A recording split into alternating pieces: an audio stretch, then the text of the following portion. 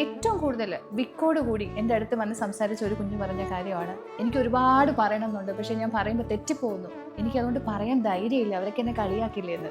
നമ്മുടെ കുട്ടികളുടെ best friend ആരാ? അങ്ങനെ ഒരാളുണ്ടോ? ഇനി അവർ പോകുന്ന അവരുടെ സ്കൂളിലോ അവരുടെ ഏതെങ്കിലുമൊക്കെ കളിസ്ഥലങ്ങളിൽ അവർ എന്തെങ്കിലും തരത്തിലുള്ള കളിയാക്കലിന് വിധേയമാവുന്നുണ്ടോ? അവർക്ക് എന്തെങ്കിലും തരത്തിലുള്ള അപകർഷതാ ബോധമുണ്ടോ? ചില കുട്ടികൾക്ക് വിക്കുണ്ടാവും, ചില കുട്ടികൾക്ക് കണ്ണിൽ കണ്ണട ഉണ്ടാവും, ചില കുട്ടികളെ കാണാൻ അത്ര ഫെയർ ആയിരിക്കില്ല, ചില കുട്ടികൾ എന്തെങ്കിലും തരത്തിലുള്ള, പ്രത്യേകിച്ച് ടീനേജ് ഒക്കെ ആണെങ്കിൽ പിമ്പിൾസ് പോലെയുള്ള എന്തെങ്കിലും തരത്തിലുള്ള ചേഞ്ചസ് വരുന്ന ഒരു സമയത്തൊക്കെ ഇവരെ ഈ കുറവുകൾ പറഞ്ഞ് അല്ലെങ്കിൽ ഈ വ്യത്യാസം പറഞ്ഞ് മറ്റു കുട്ടികളെ ആക്ഷേപിക്കുന്നുണ്ടോ, മാറ്റി നിർത്തുന്നുണ്ടോ? ഇതെല്ലാം അവരുടെ മൂഡിനെയും അവരുടെ ഗ്രോത്തിനെയും ഡെവലപ്മെൻറ്റിനെയും ഒക്കെ ബാധിക്കുന്ന കാര്യങ്ങളാണ്.